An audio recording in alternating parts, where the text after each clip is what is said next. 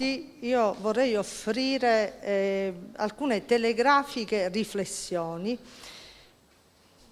Allora, troppi service, c'è un eccesso di service.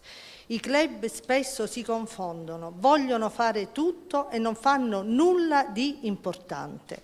Allora, concentriamo, già si è fatto molto creando le aree, concentriamoli ancora di più, indirizziamo su obiettivi importanti. Noi rischiamo una polverizzazione delle risorse umane, delle poche risorse economiche che abbiamo e di fare dei risultati veramente modesti che non lasciano traccia sul territorio.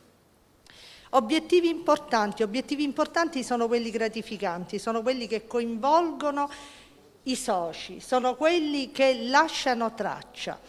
Continuità. Quest'anno stiamo sentendo parlare tanto di continuità. La continuità è indispensabile assolutamente per fare cose importanti.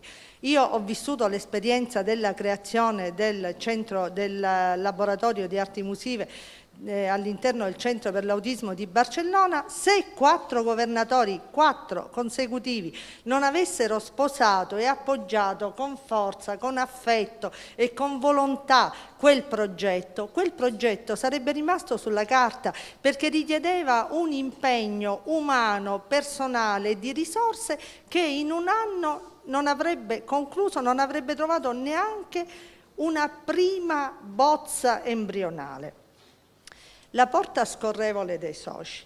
La porta girevole dei soci ultimamente è diventato un fenomeno preoccupante. È colpa nostra perché noi facciamo entrare nei club chiunque, e dico chiunque non per voler essere o per voler avere degli ingressi elitari, ma semplicemente perché noi, quando arriva aprile e maggio, cominciamo a dire non prendiamo il premio Excellence se non c'è il numero dei soci, se non ne facciamo entrare un certo numero. I soci devono essere consapevoli che il Lions ormai è lavorare, è rimboccarsi le maniche, andare sul territorio e lavorare.